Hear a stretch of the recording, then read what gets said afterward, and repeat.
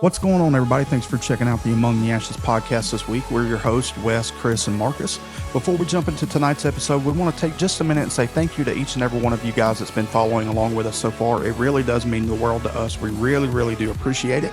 If you're checking us out on YouTube, if you don't mind, go ahead and hit that like button, hit the subscribe button, leave us a comment. We do want to hear from you guys and get some feedback on the show. And don't forget to turn on the notification bell so you can stay up to date on new episodes. When you're done there, if you don't mind, jump over to one of these platforms: Spotify, Apple Podcasts, iHeartRadio, Amazon Music, or YouTube Music, and give us a follow there.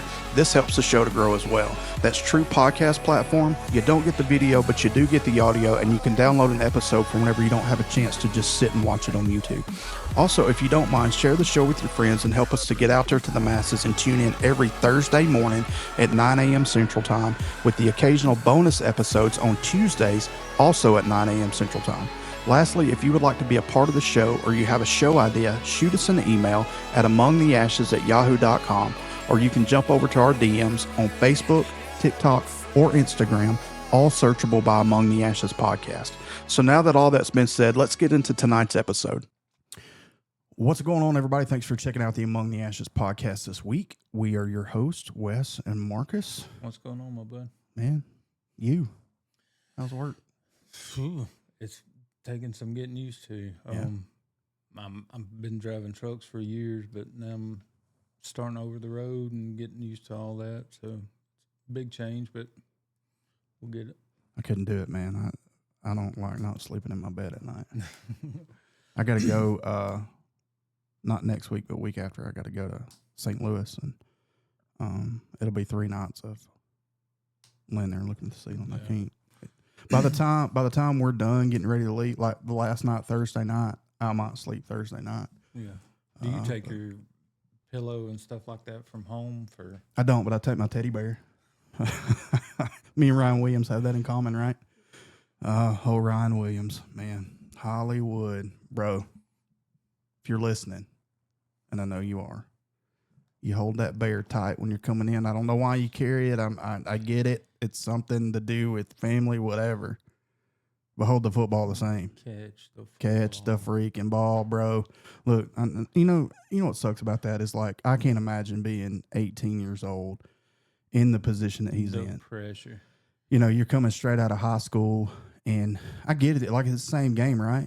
But different level. Yeah. Way different level. And you walk into the starting second position or number 2 wide receiver at the University of Alabama with guys that's been playing there for a couple of years, and just the pressure those kids think face. About how much they hyped him up all last year, and coming into this year, the pressure is immense. Yeah, for you to make the same plays, game after game after game. But it sucks, man, too, because Alabama definitely eat their wounded. Yeah. Like there's no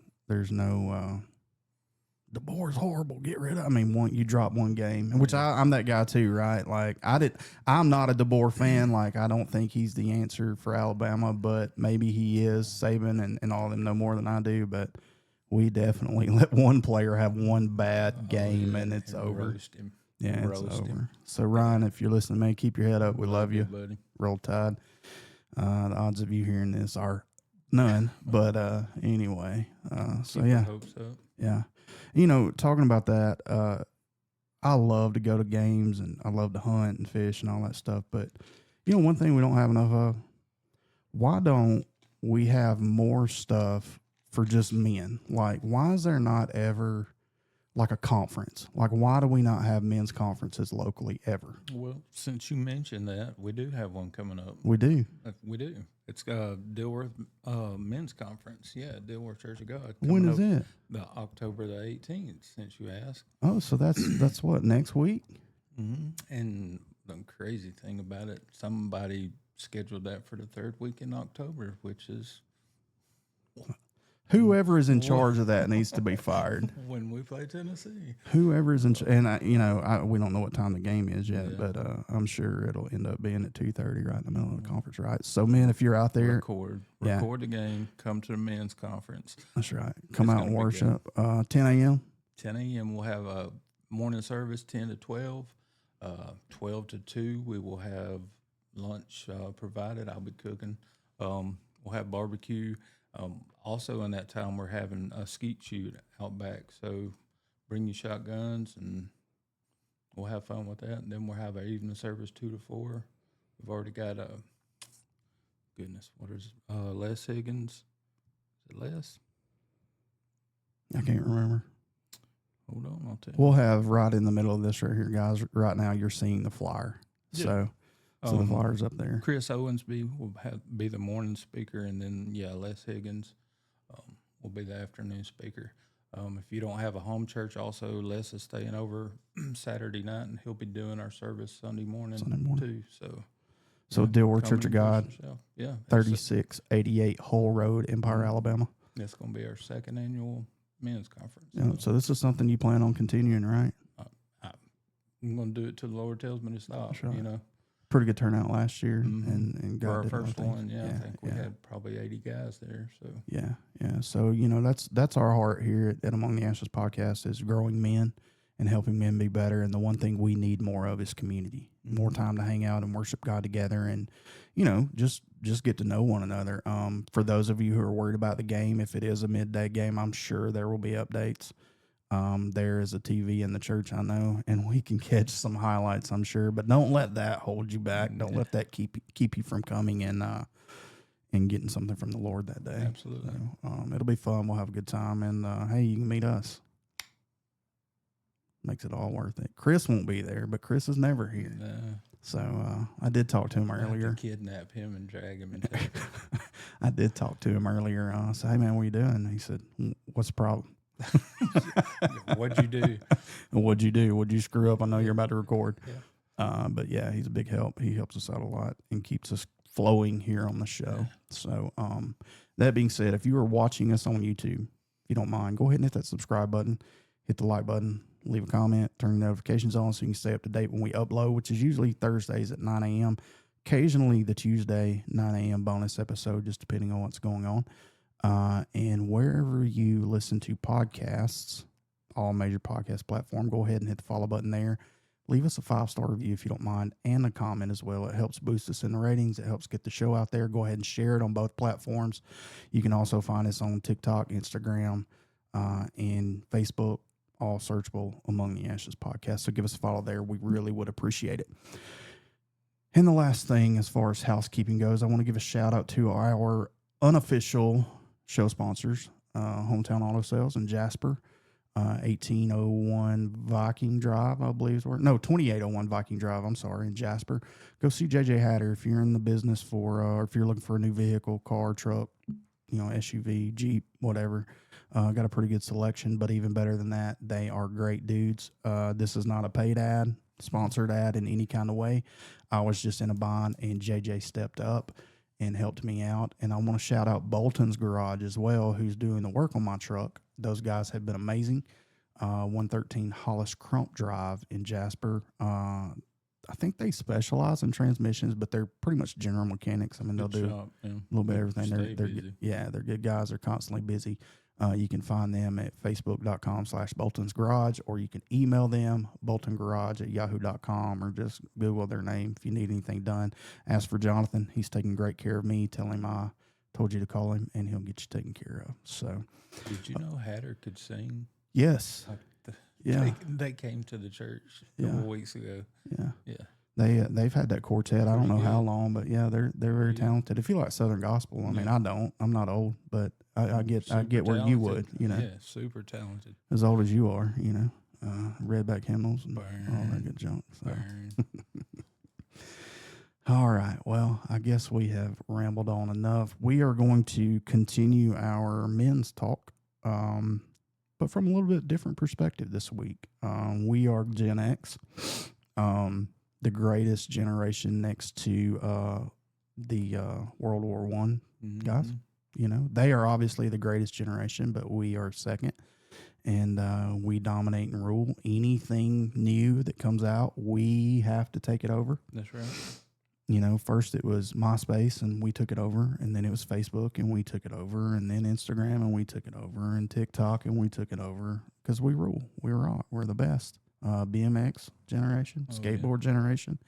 These new young bucks think they can do it all. Nah. We love them. We invented this stuff. Yeah, we invented it, and we carry it on. These young bucks just think that they improve on it. Nitro Circus, bigger, better, whatever. You wouldn't have Nitro Circus if it wasn't for guys like we were us. doing that stuff in our backyard. You dang right. They just got sponsors. You dang right. That's what they just made. They just got rich off of it. Mark Zuckerberg, he just took an idea and said, "Hey, I bet these older guys can make this work.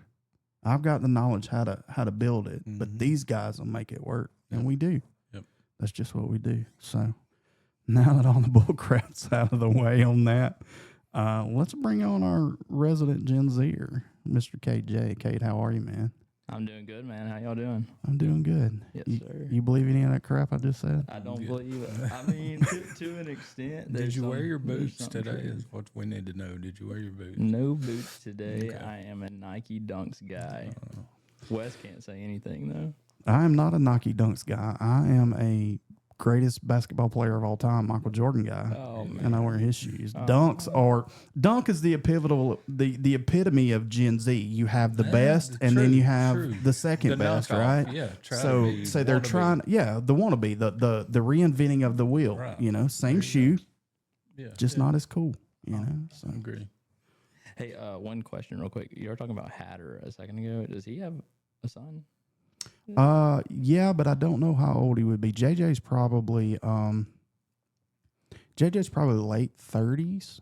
I had a Early guy with 40s? the same last name, and he was singing at church the other day. And he was really good, so I didn't know if they Was he were from related. Curry? I don't know. I didn't get a chance to talk to him that much. Yeah. I just met him the other day, so I couldn't tell you. Yeah, there's a good possibility. If not him, his brother Chris, Yeah. or they could have a younger brother. Yeah. So I know there's at least Chris and JJ. I want to say there's a third one, but I'm not sure. But it could be if it was a younger guy. Okay, he's a younger guy. Yeah. Young adult. Yeah, Yeah. it could be. He It could played be one with of the them, kids or something. If it's the same, Mhm. he Yeah. played with them. Yeah. They're So, pretty good. so that being said, you're a true Gen Zer, right? True Gen Zer, man. Yeah. Not the worst generation. Millennials are the worst. I agree with that. I mean, don't throw me in that category, please. Yeah, millennials are the worst. Borderline, though. I'm close to it, but I'm not. Yeah, it amazes me, man, how you've got an entire generation, which is it's our generation's fault, right? Mhm.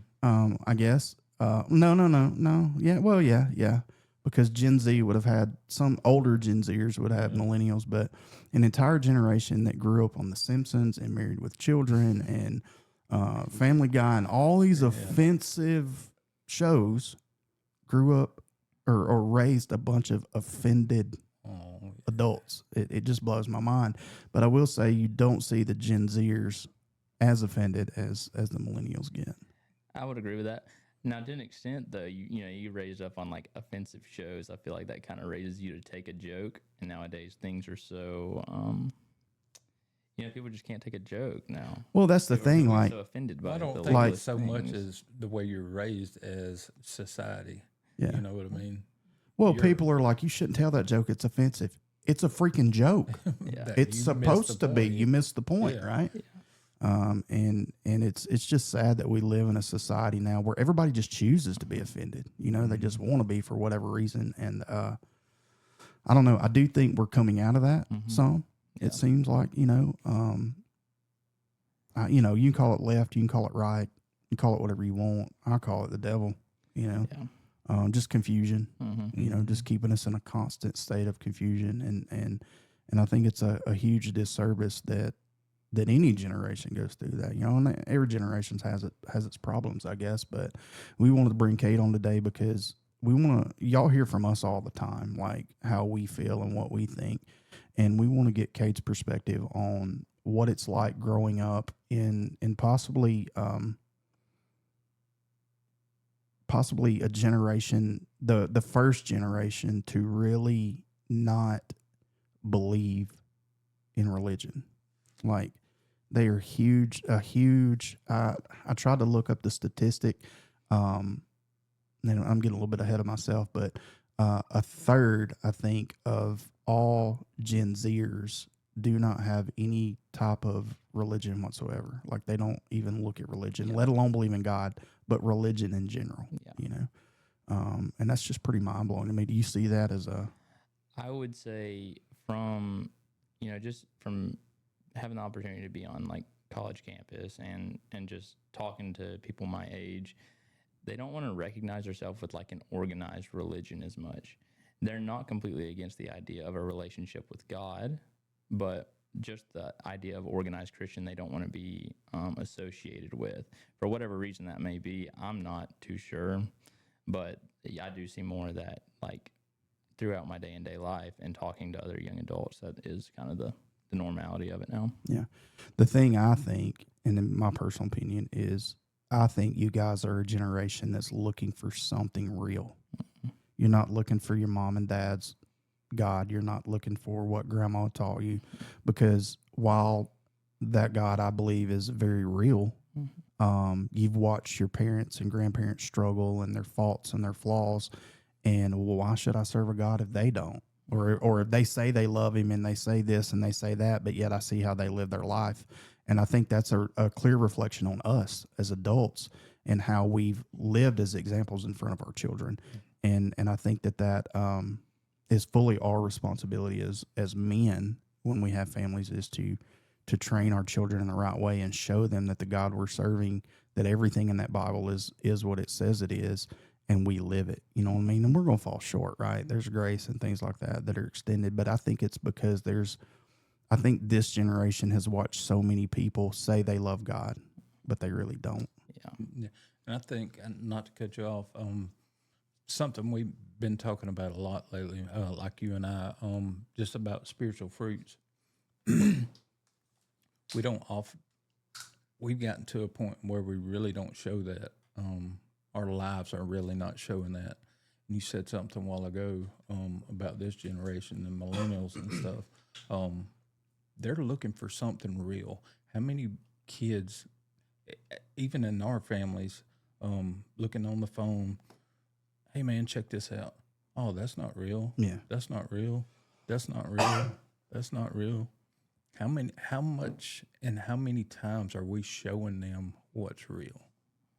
Yeah, I think that's very true. We Is our spiritual fruit showing what's real? Yeah. They definitely have grown up in a generation where it's a microwave generation, right? Got to have everything right now, real quick. And the attention span is non-existent. I see it in my own kids, but we're in a doom scrolling generation, if that makes sense. But I think there's a yearning for something that's real, though. Yeah, they're just trying to figure it out. Even in that, they're searching for something that's real. Yeah, I believe that's the case. But I would say that like this generation, Gen Z, is of a more curious generation. Like they are looking for something that they can feel and something they can see, and especially in the South, being in the Bible Belt, where lukewarm Christianity kind of runs rampant throughout the South, and not really seeing what true faith looks like. And then from people that have seen it, especially this generation kind of dealt with the COVID era and kind of seeing that and not having. Turn that mic toward you. Turn it up to your face. Turn it toward you. Is that good? Yeah. Just kind of a generation that went through COVID and kind of that kind of lost period of life right there, where they weren't associating with people and kind of started searching for something to associate with. So I think you saw more people lean into what faith looks like during that period. And that's kind of what we're seeing now through through the Gen Z era, because church attendance among Gen Zers is higher than any other generation. But like you said, they don't put themselves with any religion. We have more disassociation with religion out of any other generation. So it's a kind of a weird thing to see. Yeah. So before we dive too deep in that, let's have a little contest. Okay. We're going to pit Gen Z against the dominant generation, Gen X. You want to answer? So, or you want me to we're answer? go for it. We're putting David against Goliath. David against, David against his. David against Goliath. Yeah. He's far from David. I promise you, he's far from David. You want to start, or you want me to start? Yeah. I'll start. All right. Hold on, let me. So we're gonna have a Bible quiz real quick. We're gonna see who knows more about general basic Bible questions. Anything that you could learn in Sunday school as a kid, all the way up to deep and hard. So 5 and 5, right? Yeah. Okay. You get 5, I get 5, and then if there's a tie, we each have a tiebreaker. Okay. Perfect. All right. First question: What was the name of the city where God sent Jonah, but he refused? Nineveh. Yes. All right. Ding. I don't know where it's at. It's there somewhere. I'll have to. I'm killing me, Smalls. You thought I'd have been ready. Yeah, you killed that vibe there. Yeah, that's okay. Either way, doesn't matter because I'm on top. All right. So there it is. All right. How old was Noah when he? Let me back up. How old was Noah when God told him to build the ark? Oh man, you get me with age questions. No, hold on. I haven't answered yet. It was later in life. What is later in life for somebody who lived as long as he did? Okay, hold on. Was it in the 40s? I'll give you another chance. 70s. Okay, I give up. What was it? 500 years old. Noah was 500 years old when God told him to build the ark. He started the ark, some scholars say around 540, 545. He completed it when he was 600 years old. Oh my goodness. Now, Well, I'm an antediluvian guy. I believe that human beings were bigger than what we are now. When we think of giants, that's what I would think people were in those days, and giants were bigger than that. So I personally believe that the average human would have been 10, 12 feet tall. And if you look at it in that perspective, look at it like a human and a dog. A dog lives 10, 12 years, and they age 7 years per whatever. So he may have not really been 500, but in human years, in our years, maybe it would have been. Either way, that's the way I think. So, all right. So, 1-0. oh man. Digging a hole. Go ahead. Yeah. What was the first plague of Egypt? Ooh, that's a good one. That is a good one. The first plague of Egypt. I'm going to say from...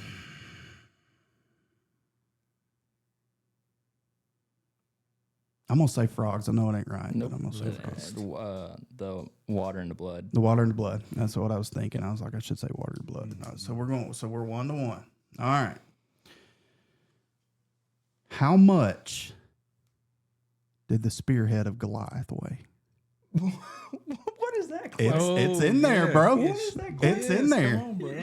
You're talking about the most average biblical knowledge. Nobody knows this. Okay, I'll throw you a softball. Let's back up. Let's hold on. cancel that question because Gen Z, in Gen Z fashion, has to have a workaround. How many brothers did Goliath have?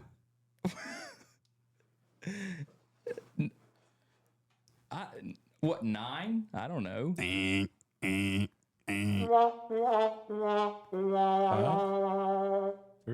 He had Is it 3. 3? He had 3. Oh my goodness. So 2-1. Your question, Gen Z. I'm just in shock. Spearhead. You going back to spearhead? Just for everybody's, if you want to know, his spearhead. 90 pounds. No, it was 15 pounds, roughly 600 shekels. So equates to 15 pounds. The entire spear itself, they think could have been close to 100 pounds. So imagine a man throwing that. At least I'm learning something. Yeah, there you go. There you go. Huh? Kinetic energy. Yeah, kinetic energy throwing that. So all right. What's your question? What was the original name of Matthew the tax collector? Ooh. Talk about basic general knowledge. That's pretty basic. His original name. I don't know. You got me on that one. Levi. All right. 2-2. All right, here we go. What gender? This is 50-50, bro. 50. Well, for your generation, it's not 50-50, but for my generation, this is a 50-50 ball. What gender was Balaam's donkey? Oh man. Hold on. Non-binary is not that. Non-binary is not an answer. It doesn't identify. No, let's see. It was a he. And No way. the Greek The or mare. Hebrew word for Balaam's donkey was aton, which means Jenny or female Okay. donkey. So That's okay. somebody's looking like a donkey. No doubt. All right. All right. Your question. This is kind of a softball. Where was? Oh no, I'm gonna ask you a different one because Okay. since I'm losing, this is gonna be my bonus question Okay. because it's not going well for me. What kind of wood was the ark made out of?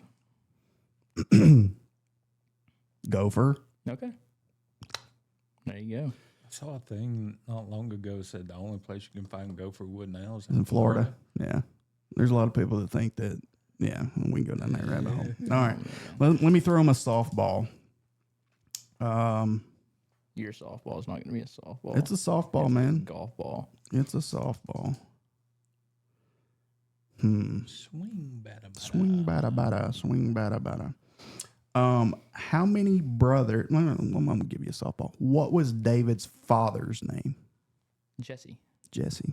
who was David's father's name. What'd I say? What? David's father's name was David's father's name was Jesse. Jesse. And what was Jesse's father's name? Yeah. Obed. And what was his father's name? Boaz. Boaz. Who's his grandmother? Great grandmother? Ruth. Ruth. Did you know that according to what biblical scholars think was when Ruth and Boaz consummated their marriage, he died the same night? What? Yeah. Yeah. So the whole story with David, right? And when you get into and this is what made me study it. Have you watched what's it called? House of David. House of David on Prime? Yes. Okay. Yeah. So on House of David, you know, obviously he's the shame of Jesse for some reason, right? Yeah, it's a weird picture that they've kind of painted. Yeah. About us. So some scholars, there's it's up for debate. So one story is that David's mother cheated on Jesse and had David. Not likely. The other story is because of the way the Moabites treated the Israelites. It was a law that Israelites could not marry Moabites, right? So in true man fashion, in the way we do things, is we find a workaround to everything God tells us, right? And the males of the Israelites worked around it and made the law where men could marry Moabite women, but Moabite women couldn't marry Israeli men or the Israelites could marry Moabite women, but Moabite men could not marry Israelite women. Okay. Yeah. So that's the workaround, right? Mm-hmm. Well, we know the story, right? So Ruth goes to the Moabites and her sons, and not Ruth, but Naomi goes to the Moabites with her sons, and that's where they find Ruth and the other, I don't remember the other one's name, but both the sons die. One of the daughters stays. Ruth chooses to come back with Naomi to the tribe of Israel, right? That's where she meets Boaz, and they get married. They consummate. Historical scholars believe that Boaz died the night that they consummated, or shortly thereafter, because Ruth never had any other children, right? That's it. She only had Obed. Well, then Obed, being part Moabite, part Israelite, marries an Israelite, and they have Jesse. And Jesse marries his wife and has David and his siblings. And somewhere along the way, Jesse begins to, this is the other side of it. Not necessarily that his wife cheated on him. That's some people's thing, but that Jesse started feeling guilty because he broke the law, because he's part Moabite and he's marrying an Israelite.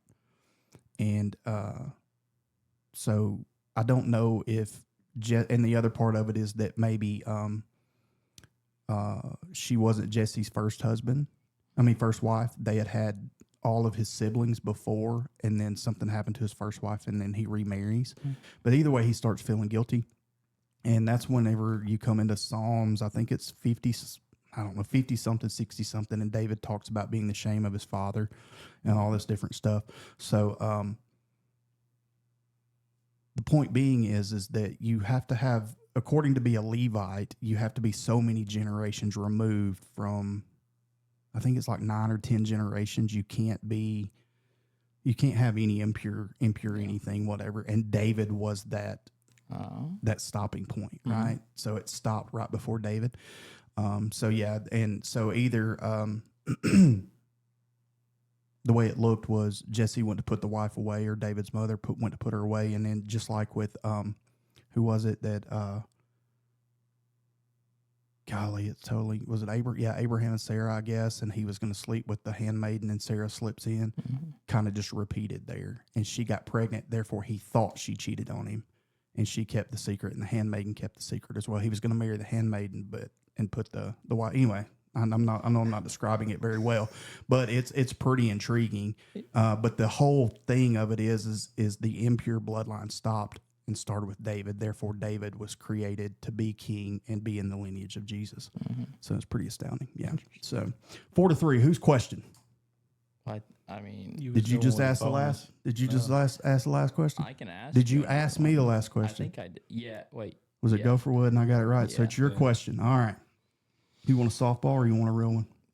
Man, at this point, I'm so disheartened. I don't think.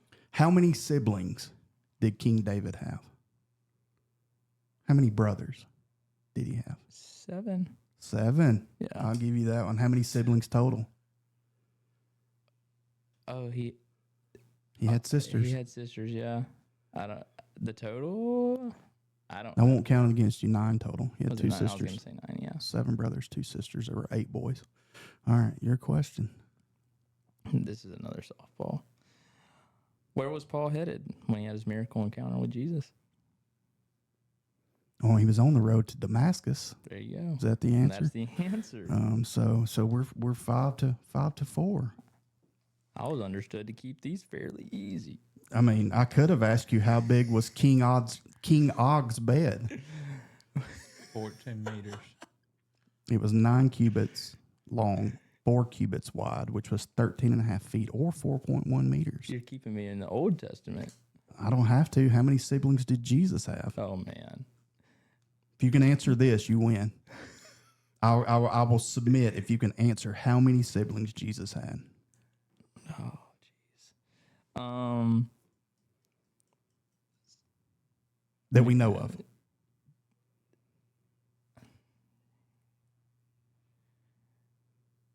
I know of 2. 4? He had 4 brothers. Okay. I'll give it to him. He had 2 sisters. Okay. He had at least 4 brothers. 4 brothers. So At least 4. yeah, at And least 2 4. sisters. What was the sisters' names? Couldn't tell you. You don't know? I don't know if they've ever named them. I don't know. I'll tell you that. I know you got James and Jude. Mm-hmm. And I couldn't tell you the other one's names. I don't know. I'm not going to speak on something I don't know about. Yeah. All right, there you have it, folks. Gen Z. Roll Tide. Roll Tide. Leave me hanging. This was rigged. We're gonna call it. We're gonna call it. We're both equally biblically scholared. I did pull out some hard questions. There were some tough ones in there. I did pull out some hard questions. I did have Jesse's father, grandfather, great grandfather. So you were That's tracking one of there. those where I was actually going to ask those questions. Yeah. I didn't want it to be too, I didn't know. I mean, that's basic general knowledge to me. But for me, basic general knowledge is I love giants. Yeah. Yeah, that's true. So if I can study about giants, I'm going to. I can tell you, man. Anyway, we can go down that road. So anyway, so there you go, folks. Pretty equally matched. And all that tells you is that it doesn't matter what generation you're from. Get in your Bible. Mm-hmm. Just get in your Bible. Because here's the thing I used to tell students when I was in student ministry. Well, the Bible's boring. I don't understand it. Do you like sex? Do you like war? Do you like football? Do you like football? I mean, there's a lot of things in there that's pretty competitive, right? Mm-hmm. There's just a lot of action. You know what I'm saying? And I'm not saying like you should go looking for sex or you should go looking for war, but like if you will read the Bible as a story, I mean, it makes sense. Yeah. You know what I mean? For me, I started in the New Testament and read all the New Testament. Then I went back and read the Old through the New. And if you read it like a book, it makes sense, So anyway. All right, so let's get back to it. So, Cade, now that we have completely and utterly destroyed you All right. in biblical knowledge, you can call me Daddy, Uncle Wes, whatever, it don't matter. Okay. Tell us a little about yourself, man. What are you into? What do you like doing? What's God got you doing? All that stuff. Man, I've got a bad ring for some reason. I need to back it down a little bit. Go ahead. Tell us about yourself, I Cade. mean, well, some things. Caught him off guard. Yeah, you did kind of. I mean, some things I like doing. You want to know some things I like doing? I like to golf. That's what I like to do. Would you have ever thought he was a golfer? Are you good at golfing? I think I'm all right. He looks like he would be good I at like golf. golf. Don't he? It's been terrible. 3 months. It's been almost 3 months since I've golfed. My last round, I shot a 78 though. So I handicap's 13 handicap, but that was like my best round, and I stopped playing. But now I'm playing Saturday for the first time. So I mean, if I had shot a 78, I would hang up the clubs. see, that's what I was thinking. You Like, know, I'm not going to improve on it. that. Yeah. End Like on it. when you shoot that 12-point buck, you Yeah. What else have I Yeah, got what to else live you for? got to do? You know, everything else Yeah. is high fence at this point. You know what I mean? So, Yeah, so I'm pretty into that. I just started running actually as a hobby as well. So I do that a lot now. I'm out. I'd have never guessed he was a runner. If you see Or me golfer. running, Man, You better start. start run running. with me because there's something after. That's what I thought myself. But now I enjoy it. I find it's a good time for me to talk with the Lord. Like, so I'll go out and run for 45 minutes, an hour, and that whole time I get to just either worship or I can talk to the Lord throughout that whole time. And, the Lord will speak through me through those moments. So I've kind of just found joy in it. That's a whole new spin on "You'll suffer for my name's sake." I'm out. Yeah, the Lord could tell me to run. I'm gonna be like, I think you made a mistake, God. Like, are you serious right now? Because you ain't talking to me. That's I So, like punishing myself. I like, sitting in the woods or, in the boat and seeing Yeah. the sunrise I and mean- thinking, yes, Lord, thank you for this. I really think that if Jesus said, "Hey Wesley, you need to run more," I'd say you need to go hang on a cross more. You know what I mean? Like that's how. No, I'm just kidding, folks. It's not that bad of a punishment, but it's pretty close for me. Like, Lord, really? Yeah, I was out of breath coming up the stairs a while ago. You know what I mean? Like, golly. Oh, man. Please. So, Yeah, pretty much just a little about me. I grew up Central Alabama. I've been here my entire life. I worked as a welder for a while with Wes. That's how I know him, and have moved into a new job in the drawing department. I draw blueprints now, 3D modeling, that sort of stuff. But I kind of met Wes through that, and now I'm getting involved in ministry. I just started going to school for biblical counseling, so I'm kind of taking that journey and trying to navigate that. That's where I felt called to go. So do you think do you think once you get your degree in biblical counseling, do you think you'll pursue a career in that? I've been kind of wrestling with that, but I don't know the direction it's going to take me. Sure. Biblical counseling will be good just because it tackles a bunch of different topics. Sure. And how to deal with worldly problems with a biblical view. And I think a lot of people need that in a day and age where we're prescribing drugs to kids and stuff, trying to because of their anxiety or something. Well, in my perspective, let's deal with that biblically and how the Lord would tell us to. I don't know. Part of me would like to be able to preach. I don't know if that's not like lead pastor though. That's not what I think the Lord has for me. So I'm just, waiting to see what the Lord has for me. I mean, I don't really know where that's going to take me. I would like though for that to be like a full-time thing for me. Sure. I think one thing people get confused is in feeling the call, they think automatically it's preaching. Mm-hmm. And nothing wrong with that, right? Like I think we are called. I don't know where that.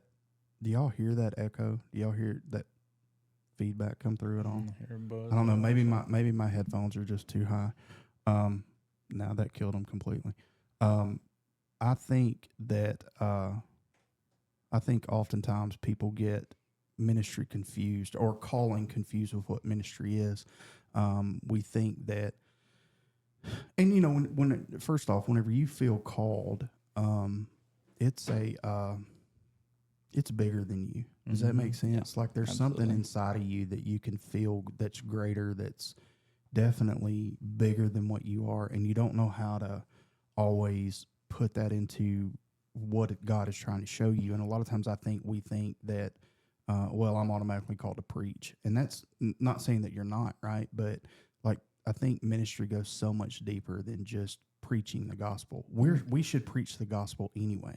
You know, and when I say preaching, I'm not talking about standing in a pulpit or standing on we should share the gospel, right? And I think that's where we get confused, is, well, if I don't know exactly what I'm supposed to do, I'm not going to do it. Yeah. You know, and I see that so often, so many people who are gifted and talented in a lot of ways, you know, one thing that I think people take for granted is the talent and the gifting of serving.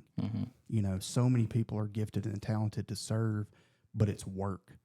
And because it's work, you don't get a lot of glory for it. You don't get a lot of pats on the back like the preacher does or whoever, and they get caught up in wanting that feel good for themselves. And what you don't realize is when you are the preacher, the burden that you carry. Absolutely. And a lot of times in serving, there is no burden other than you're serving. You know? Which I've really leaned into the serving side of it. Really since about March, and I just kind of threw myself into there. We had a youth weekend, and I texted my pastor and was like, "Hey, y'all need any help this weekend?" And he was like, "Yeah." So I served that weekend, and really the Lord just showed me that this love that I had for serving. I mean, it's just something I enjoyed doing. I get fulfillment out of it, and so now I've just kind of radically thrown myself into every opportunity that I get to serve, and you know that's where the Lord has used me. And I love serving, and I love what you said about, you know, people feeling like they need to jump into, like, if they want to get in a ministry to be a pastor, that's the go-to thought. But there's so many different areas. I mean, you have church planning, mission work, worship ministry. There's, you know, media ministry at our church where, you know, if you love all the sound equipment and all that, you can serve there. I mean, there's just so many different opportunities to serve. And I would say if you aren't serving, to jump in and serve. Like, the fulfillment you get out of it is just something different than just going to church on Sunday. Well, I 100% believe that that if you can't serve or you're unwilling to serve, you shouldn't be a pastor or you shouldn't be a leader. Does that make sense? Yeah. And again, the one thing that people don't understand is the burden of leadership. I mean, we've gone through. I mean, I've seen it. You know, I was on staff full time for 10 years, and I'm not on staff at our church, but I'm in the know without being in the know, and I don't want to be in the know. Yeah. Well, people don't realize that's a full-time position. And I mean, when I say full-time, I'm not talking about 40 hours. I'm talking about that is 24 hours a day. You are on the clock. I mean, really, when someone calls and has a question for you, I mean, you're there to answer. And I've seen that with my college pastor, with our lead pastor. It's just like they're all the time dealing with people, and they love it. But man, that is a burden to bear. 100%. I remember whenever we left youth ministry, I went to work with Uncle Stephen, and he had a backhoe business. I mean, accepted tanks, whatever. And I just needed a job. I just needed, you know, to feel extra income. Well, I hadn't left yet at that point. They had cut my pay, so I had to supplement basically. And I remember showing up on the job site and his son being there. And I love my cousin Ashley. He's a great dude. But he looked at me, he said, "What's it like to work for a living now?" I said, "I don't know, man. I hadn't really worked in a couple of weeks." Yeah. You know what I'm saying? Absolutely. Like, I would rather, it's not necessarily that I would rather, but being here digging this ditch is way less stressful. It may be more physically exerting, but it is way less stressful than anything I've dealt with the last 10 years. And I mean, we'd be on vacation, and pastor would be on vacation at the same time, and he's on a cruise, so they can't get him. Well, who are they calling? And look, y'all know I'm out of town too. And Candace looked at me. I'll never forget it. We were in Savannah, Georgia, and she looked at me. She said, "Give me your phone." I'm like, "Why?" She said, "Because you've been on it for 2 hours today while we were at the beach discussing something that either needs to wait till we get back, or better yet, hey, you're the parent. Deal with your kid. He ain't your kid. You know? And it was always something like that. You know what I mean? But it's definitely something you got to be passionate about and want to do. Yeah, I feel like there's also like that would be hard to navigate, the balance of like your at-home life versus, you know, dealing with, like, knowing where the line is between your home family and then like also your ministry. Because I feel like there is It probably does happen more than I would see, but like neglection of the family of the pastor and just fully being involved in the ministry. So I feel like there's probably a line you have to kind of draw for yourself, and I feel like that would be difficult to navigate You know why pastors' kids are the worst? because they don't have time. Because the pastor's dealing with everybody else. He doesn't have time to deal with his own kid, you know? And it's sad because they'll run amok. And everybody's talking bad about the pastor's kid and how bad they are. But yet the whole time he's disciplining your child. Yeah. You know, I mean, I went through it in youth group. I can't tell you how many times I can't deal with so-and-so. It's like, I'll tell you what you do. You got a belt, right? Absolutely. You know, Yeah. because I mean, here's the thing: like, they'll listen to me, Mm-hmm. but when I put it to them hard, Yeah. you ain't gonna be happy. Yeah. You know, you're gonna be mad with what I'm about to say because some of the problem is you. Mm-hmm. You're just not willing to Yeah. step up and do what you need to do as an adult. You know, Yeah. and a parent. So, but yeah, I think it's a big thing whenever we think that calling automatically has to start with full-time ministry, and none of us are ready for that. I don't think ever. Yeah, I think something you were saying a while ago is like you don't know exactly what you were called into. I feel that. Yeah. Just getting into ministry myself. But I think we look for that instead of getting in and serving, and then getting in and serving and being obedient. The Lord seeing you move no matter what, getting in there and serving. That's when our answer comes. Yeah. That's when, the revelation of what he wants us to do. Well, that's what we're called to do. You Right? know what I mean? Yeah. Yeah. I mean, that's what he tells us to Yeah. do. I think if if you're really searching for what the Lord wants you to do, the Lord in time will reveal himself to you. And I fully believe that, but I don't think people think you have to have all the answers right away. And in reality, you don't. You just have to be obedient to the Lord. I mean, and go the direction that you feel he's calling you. And in time, whatever you might deal with during those times is just going to strengthen your faith and form you into who you need to be so you can step into the calling that he has for you.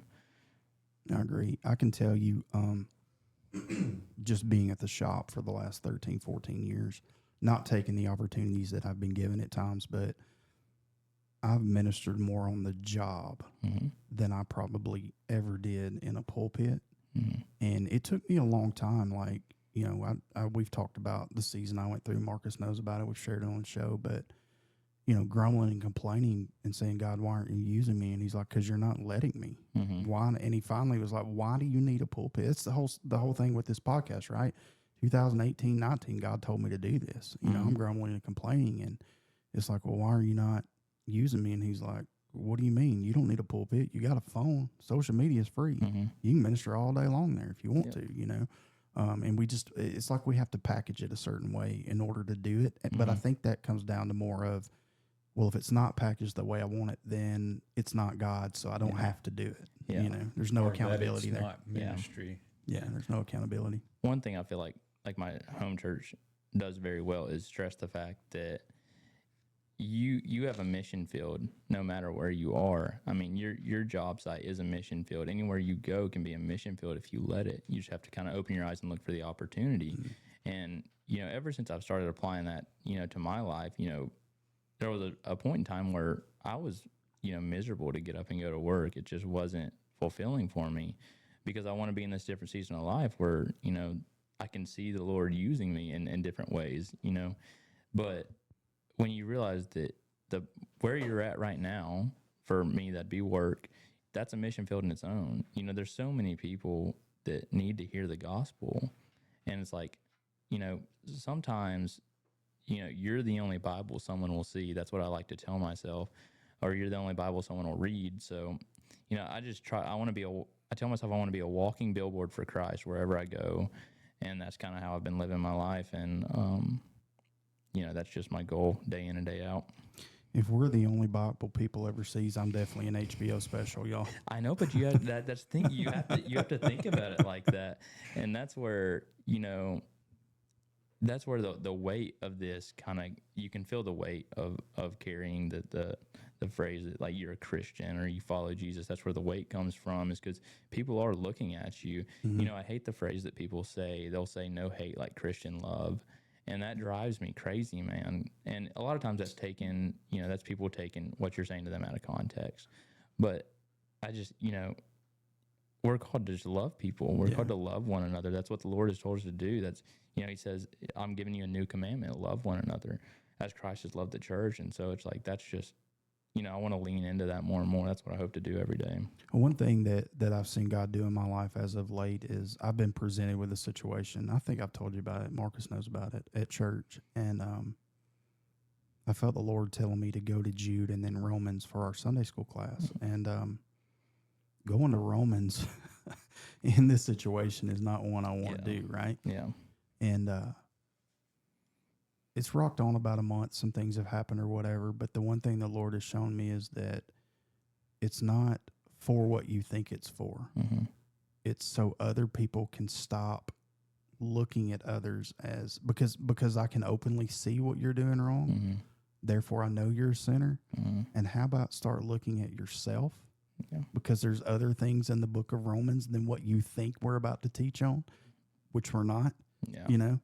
We're teaching it as a whole, not as one specific thing. Yep. But everybody thinks it's that one specific thing. And it's like, no, what God is trying to get us to see where we're going to is that you need to look at your own life and see if it's lining up before you say someone else's isn't.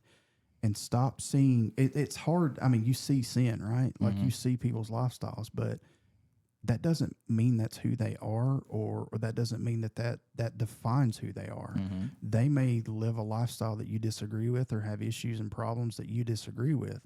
But I guarantee you, if they knew your life, you would have problems and issues that are the same. May not be the same, but it'd be the same, Yeah. What's the scriptures? Take this. Remove the speck log from your eye before you try to move the speck from someone else's. Yeah. I always think of that whenever I think of, calling someone else out. Although it's good to point your brothers in Christ and sisters in Christ in the right direction, but there's a way to do that lovingly. Without judging. You don't put yourself on a pedestal thinking you're better than other people, because more than likely you're dealing with the same same issues, if not worse problems than that person. So I agree. there's just a fine line of you don't want to cherry pick verses out of the Bible. You want to teach the whole Bible and show the whole Bible and reveal that to people. Because the Bible's meant to be a double-edged sword. It's going to cut deep. It's offensive, and that's what it is. But there's a way to take that and approach that lovingly in a loving way. You don't want to be, personally for me, like street preaching, for example. I think that's a pretty crazy way to try to reach people. I mean, people are hearing the gospel, but it comes off very aggressively and like not in a loving way. So for me, like I think street preaching's a little crazy, but I've got a buddy who ministers to the homeless every week at Lynn Park, and he don't pull no punches. I mean, it's harsh, but you know what? Those men come and they cry and they break down, and here's the thing. I think that our generation, or maybe the generations before Gen X, was a little too harsh. And I think that your generation is maybe a little too easy at times. I think there's a balance there that we need to see, but we also see that in Scripture, right? Paul was very no nonsense. And the reason for that was, because he was a judge. He was a Sadducee, Pharisee. He was, before he met Christ, he was putting the Christians to death. You know what I mean? That was his job. And bottom line is that didn't change when he met Jesus. He just went from one extreme to the next.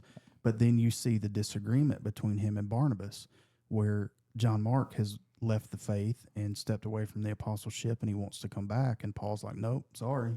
You stepped away, bro. Yeah. No. You can sit, you can listen, but you're not teaching. And Barnabas is like, why? He knows. He knows the truth. He knows how to reach people. He knows how to witness people, whatever. But then you see Paul say, you know what? Instead of us arguing and bickering amongst each other about which way is right, let's just go our separate ways. I'll take my group, you take your group, and do it the way you do it. And I think there's something to be said for that. Christianity is not love and rainbows. It's not, Jesus is not some hippie, weak man.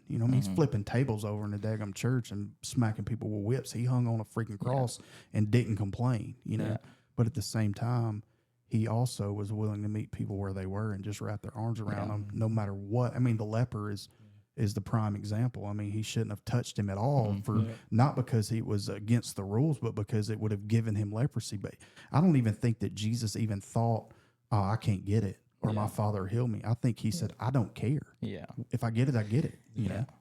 Which I think oftentimes we teach, nowadays we teach this Jesus that is like all accepting, which yes, in a way is, but it's come as you are, not stay as you are. Yes. And I think we misconstrue that a lot. People want to say like, oh, the Lord made me, the way that I am, I do this, and the Lord will love me. Well, you can't. I mean, you can't go to church on Sunday and then forget about it on Monday, or you're going out partying all night Saturday and showing up to church on Sunday. It's like you're not bearing any fruit that you are a Christ follower. So it's like that's not what this is supposed to look like. This is a completely one-sided relationship right now. God loves you, and you're just you're coming to Him when you need Him. Right. And I hate to see that, but well, I feel like that way a lot. I mean, I say the wrong thing and I make jokes I shouldn't make, and it's really like I'm not convicted about it because I don't necessarily think that any of that's going to send me to hell, right? But like, what if it turns somebody else off? That's where I get convicted, and especially like work is the worst for me. Yeah. You get in that work environment and it's just the guys and whatever, but it's like, if there's a question about Christ, everybody comes to me, and I'm thankful for that. Right. Yeah. But it's like, why are they coming to me? You know what I mean? Because I'm in 5 minutes, I'm going to say the wrong thing, you know, and that's something that I think we need to be conscious of. But on the flip side, I do believe because I am just who I am, I have had an opportunity to reach people that maybe I wouldn't have before and show them that, hey, not everybody who's a Christian is perfect. And it's not about, I feel like the church has created a bunch of, rules and regulations, just like the Mosaic Law. Of course, we know the only part of the Mosaic Law or the Levitical Law, whatever you want, the law, the only part that's not done away with is the 10 Commandments, right? So, which falls into our everyday living law. But, when it comes to things, you can't eat pork, you can't wear mixed blended clothing, you can't do this, you can't. I think we as the church have created a lot of that over the last 70 years, 100 years or whatever.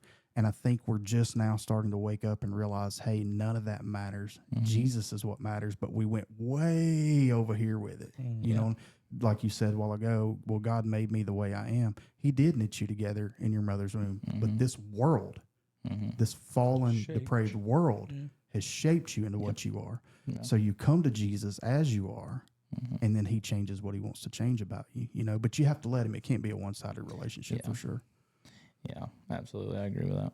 What do you think a man is? Man, that's a loaded question. Oh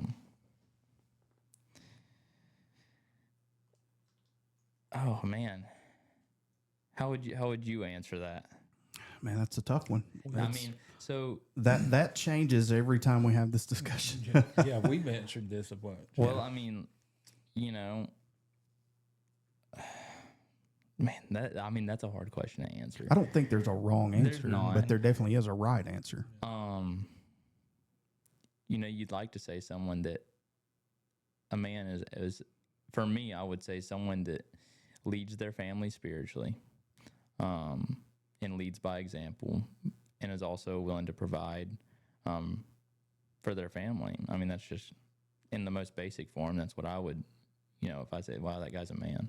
He's doing what it takes to take care of his family, and he's leading by example in church. If your kids are sitting there and they never see you open up a Bible or never see you openly pray or, never see you lift your hands in worship, how are they going to know, that's what to do? Yeah. How are they going to know what to do? So someone like that, that's who I would say is a man. There's one crucial thing that you left out, I feel like, and it lets us know that you haven't achieved it yet. Guys, I just shaved it off. Oh, come on, man. I just shaved it off. Guys, real men don't shave. Guys, I had to. Real men don't I didn't have shave. to.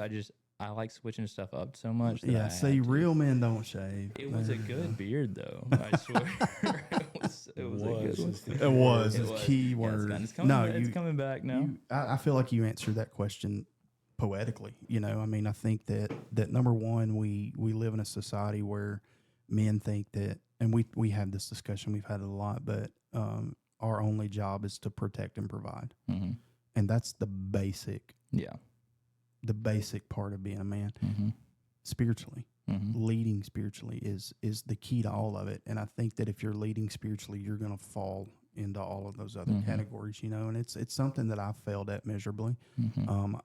We just started a family Bible study. I mean, I'm 46 years old. I committed to Christ at 18. I got saved at 8. My wife and I have been married for 24 years. Keegan's 21. And we just had our first family Bible study started 2 weeks ago. That's awesome. And I told him, I said it's Sundays there's no excuse. Some point during Sunday, we're sitting down 30 minutes. Girlfriends, boyfriends can come, friends, whatever. But we're taking at least 30 minutes, and we're going to start, and we're going to read. We start in Galatians, fruit of the Spirit, and then we're going back up to chapter 1, or we backed up to chapter 1. But so now you have accountability in reading because I'm going to ask you questions. Yeah. But how much have I failed? You know what I'm saying? Now, my kids know I'm a believer. My kids love to go to church. They love Jesus. But there's been all this rapture talk. And by the way, if you're one of these people who have said that the rapture was happening in September or even in October, go and read what happened to false prophets in the Old Testament. Go read Deuteronomy and see what happened to false prophets. But anyway, I'm not saying Jesus isn't coming back, right? I don't necessarily subscribe to a rapture. I do believe Christ is coming again. I hope for a rapture. That'd be great. But I do believe Jesus is coming again. We can get into that topic on what I think. I believe when he comes back, it's millennial reign. We go meet him, but we're coming back down with him immediately. We're not going to heaven for a period of time. Anyway, that's my opinion. But point being is during all of that, my oldest daughter, was panicked. For like 2 weeks, she got in that algorithm on TikTok, and she's seeing all these. And look, there's a lot of things that made sense there. You know, Feast of Trumpets and the blood moons and all this junk. It makes sense, but she was so panicked. Like, she called off work a couple of days. She couldn't study, and we finally, had a discussion. She was like, I love Jesus, and I love going to church, but I don't read my Bible. I don't pray like I should. And it's like, baby, that's not on you. Yeah. That's on me, and honestly, my kids, I don't know if they would be in church if it weren't for my wife for the last 14 years, and I think it's definitely our job as men to lead our families because ultimately it is our family. Yeah. I asked my wife to marry me. I got her pregnant. It's my responsibility. Now, I mean, she has responsibilities, right? But ultimately, Marcus and I both agree it's on us. And, we've asked the question to several people, can you be a man without Christ in your life? And I don't know. I don't know that you can be a true man without leading from Christ, which is hard because I know a lot of good men, but they don't serve Jesus, Yeah, I guess the way I would look at that would be like, can you really be a man if you're leading your family astray your entire life without knowing it? You might be good and have all these good qualities, but realistically, you've led your family astray by, sheltering them from Jesus or, not revealing to them truth. I mean, denying the truth yourself. So it's like, can you really be a man if you're, right, damning them in hell? Right. At the end of their life. That's, the reality of it. So, yeah, I mean, that I don't personally think you could be without Christ. Yeah. And that's been which, I mean, obviously everybody we've had on the show have been Christians, right? But it's one of those things that it's a head scratching question. Yeah. Like, I mean, you can do everything right. You know what I mean? You can provide, you can protect, you can give them the best of everything. You can make them good moral people, and them have good, productive lives, be successful, all that stuff, and them still die and go to hell. Who's that on? Yeah. Is it on them or is it on their father? You know what I'm saying? And I think that's where the Bible comes in, talking about the sins of the father being passed to the generations, right? It's not necessarily the things that I did that caused you to stumble. It's the things I didn't do that caused you to stumble, And one of those things is not being that example of Jesus. And that's more than just going to church. You know, going to church is the bare basics of it, you know. Reading with them, praying with them, living who you say you are, you know. Which I think it's funny you say going to church, because I feel like that's something that's missed now, is like the importance of going to church and being surrounded by other believers. You know, at church we're firm believers of, you know, raising your kids up in the church so that they make their friends within the church, you know, so that they want to come to church. And I feel like, you know, a lot of places miss that now. And so, you know, the importance of being at church on Sunday, you know, I've seen so many people say like, oh, well, you know, I find God out, you know, in the woods, or I find God out on the water. And it's like, yeah, you know, where's your family find God? Yeah. You know, that you should all, you know, you should be able to find God in church as well. You know, and that's not to say that, you know, I know church hurt's a thing, but 100%. yeah, church hurt's a thing, and I understand that. But, you know, find a church that works for you. You know, and you know, I understand we're surrounded by, you know, a ton of churches that are spiritually dead. There's nothing worse than a spiritually dead church. But man, when you go searching and find one that's alive and where you see God moving, that's the one you have. Like, make yourself go to that. Raise your family in that church. Well, I think that's the key. You know, church hurt is definitely a thing. Staying church hurt is not. That's a choice. Yeah. You know what I'm saying? As someone who went through it, and it took 14 years for me to see it, I chose to stay that way, while the people that hurt me are moving on with their life and not realizing that I'm hurt. You know what I mean? So that's the difference. And had I been, I don't want to say more spiritually sound, because I mean, I was spiritually sound, but had I been more willing to just say, you know what happened? Let me find a different one, you know? And luckily we did in the church we landed in. I mean, we went from Church of God to Baptist, huge culture shock. You know, I've raised Baptist children, but the one thing I can say about the church we attend now, and I have nothing bad to say about the church we left. Marcus goes there now. It's a great church full of great people, spiritually alive church, you know. There are a lot of them out there that aren't, but if it's not, don't stay there. Let's go find another one. Yeah. It's that simple. It really is. It really is. Just go to the next one. I'm not talking about being a church hopper, but just, and I do think that if you are church hopping, I mean, there's a guy on TikTok that I follow, and he's been saved about 100 days now, and he's bouncing. I want to visit all these different churches and find out as much as I know so I can land where I want to land. And all that's done is create a lot of confusion. There's bad things in every church, because it's full of people. You know, but if you got a church that's teaching biblical sound principles and doctrine, then put your hooks in there and stop being offended. Yeah, stop being so willing to be offended. You know. Yeah. Well, I mean, I feel like so many people put such an emphasis on, you know, denomination, when most of that stuff honestly is secondary to what's going on. You know, and, you know, find what works for you, but, you know, again, all of it's secondary. You know, the main thing that you want to know is your church teaching out of the Word. You know, are they teaching about who Jesus is, what He's done for you? You know, the whole gospel story, is that being taught at this church? And if, you know, if it is, then, you know, you have a decent church you can start with at least. Right. I agree. And that's the thing, is it teaching the truth of what the Word's saying. Stop. I think people get hung up on, well, I want to worship this way and they don't, or who cares? Yeah. Who cares how anybody else worships? Your worship is your worship. Yeah. If people look at you like, I'm sure people looked at David like he was stupid when he danced before the Lord and tore his clothes off, you know. He didn't care, because he's dancing before the Lord, you know. So, but if that's not your bag, if you want to sit there quietly and talk to God, then talk to God too, you know. It is what it is. That being said, so y'all have a ministry at UAB, right? So I'm part of a young adults ministry where we have outreach to UAB. Okay. I lead a Bible study there on Sunday nights, and you know, I've been blessed with the opportunity to go out and kind of go to certain events they have and talk to people and have conversations with people all over that campus, and it really is a big mission field.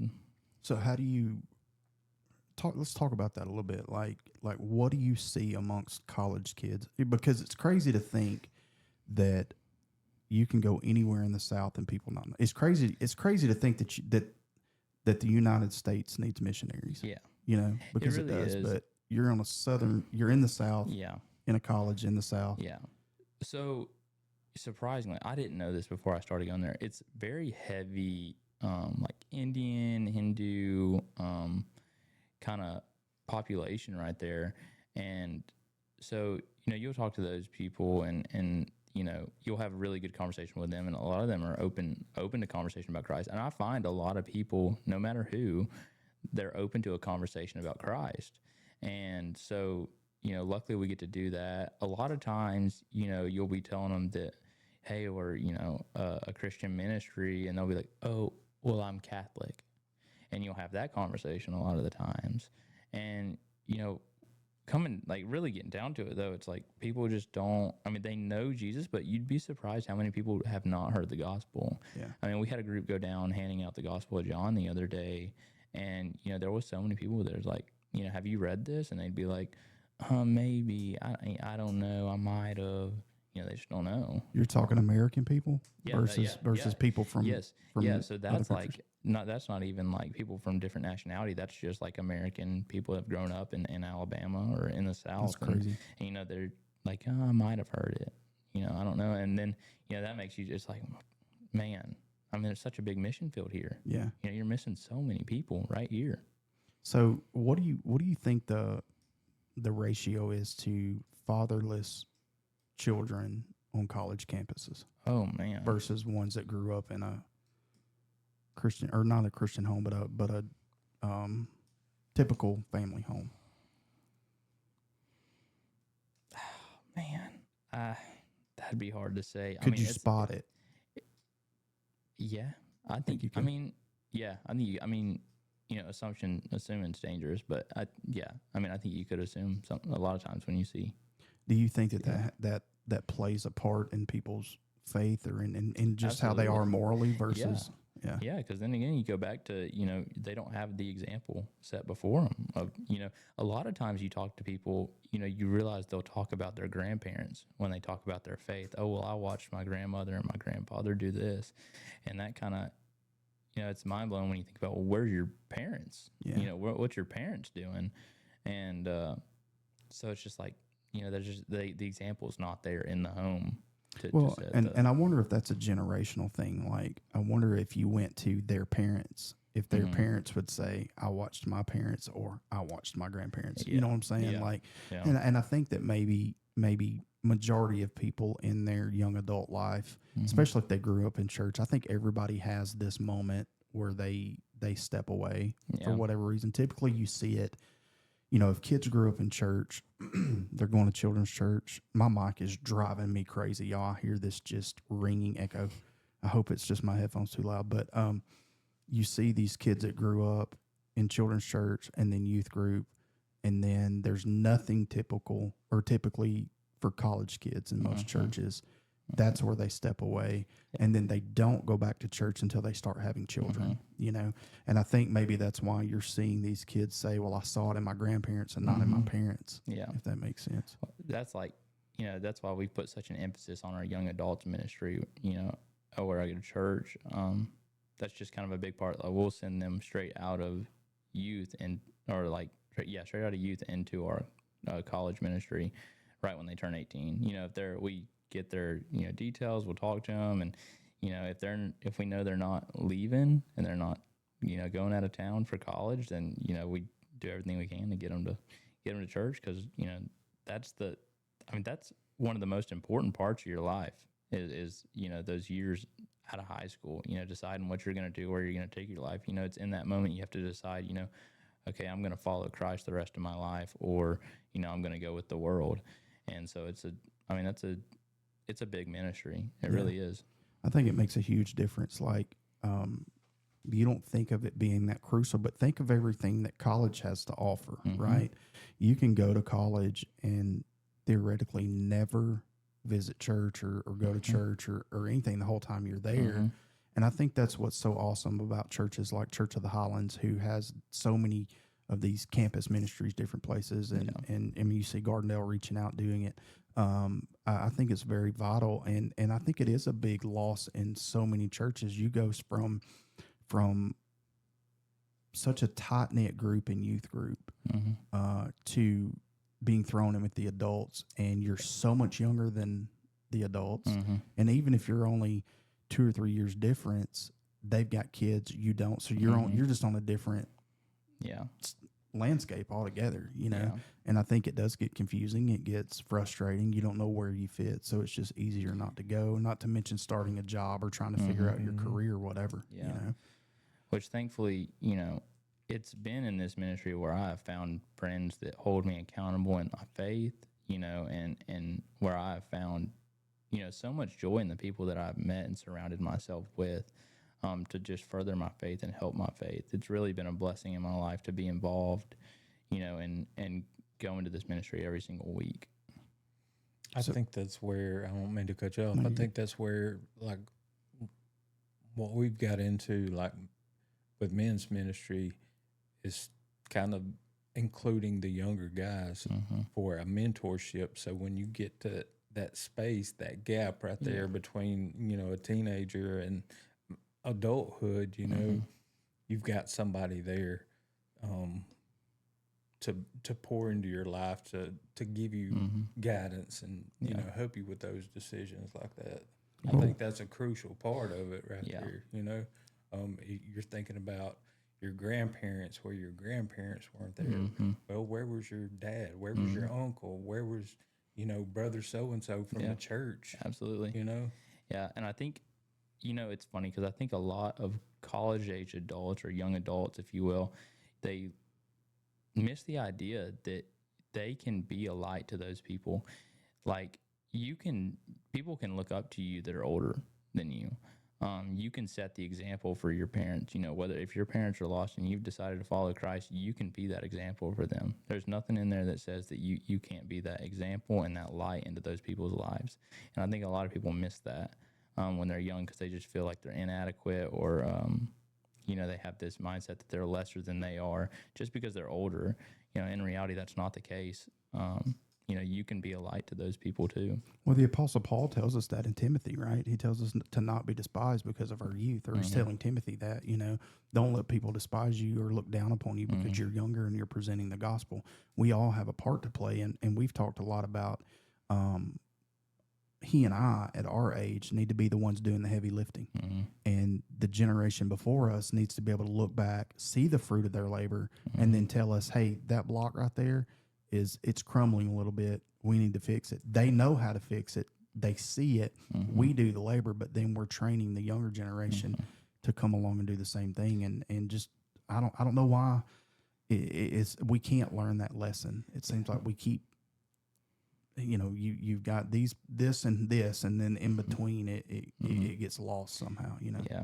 I think that's where, you know, discipleship comes into play. Yes. You know, where you have like you know, whether it be one-on-one or one-on-two, one-on-three, however it may be, a small group of people, or that you know, you have one leader and you have people that you're discipling where you can pour into this small group, you know, and be very intentional with that group.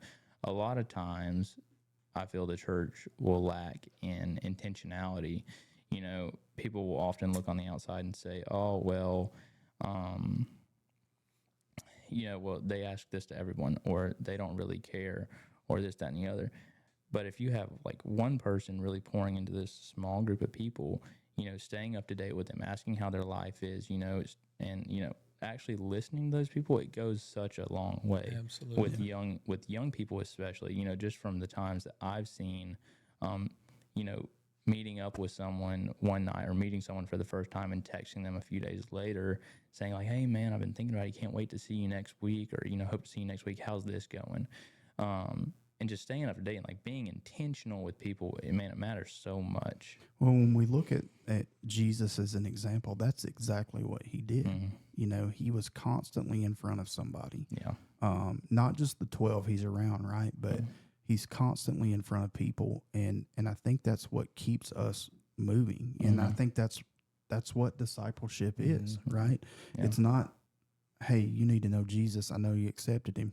good luck. Mm-hmm. You know, it's being intent. It's being intentional in saying, hey, I know you're struggling.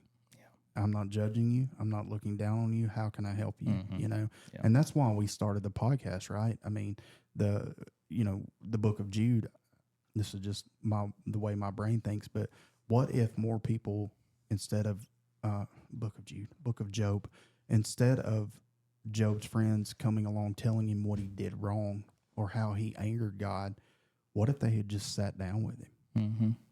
Yeah. You know, what if they had just helped him work through it? Yeah. What if they had just encouraged him? You know, because we know the story. He did nothing wrong. Yeah. You know, it was all a test, right? But, you know, it took 32, 34 days, something like that, for him to get an answer from God. What if more people had just sat there with him instead of filling his head full of all of this stuff and all these distractions? Mm-hmm. Maybe he would have heard God a lot sooner and gotten out of it. And I think that's the case most times with us. You know, I think we definitely, I think we can definitely judge fruit. We can definitely look at people and say, hey, you need to change your life. If not, this is what's going to happen. Yeah. But to sit there and say, you're a sinner, you're no good, you're worthless. No. Yeah. You know, that's not the case. It's not my job to clean you up. Yeah. It's just my job to bring you to the doctor. Mm-hmm. You know, and God heals you from there. God cleans you up from there. Yeah. I think we miss so much because of lack of discipleship. Mm-hmm. I think small groups are one of the greatest things the church ever went back to. Yeah. But I still feel like we fail in so many ways in small groups because we're not intentional. We have a small group. Yeah.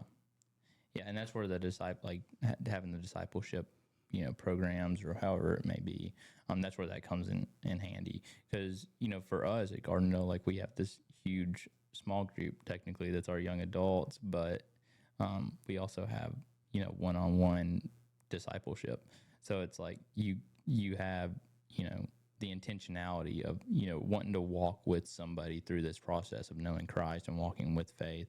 So it's like just that alone is it's great.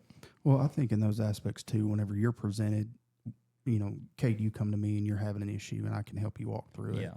It may be 10 years down the road, I have an issue and I can look back and say, I remember when Cade went through this and this is the instructions I gave him. So you're not only helping someone else do it, you're preparing yourself for future battles as well, you know? Yeah. And again, just because you have a small group doesn't mean you're being effective. What are you doing? And that's one thing I've challenged our Sunday school class with.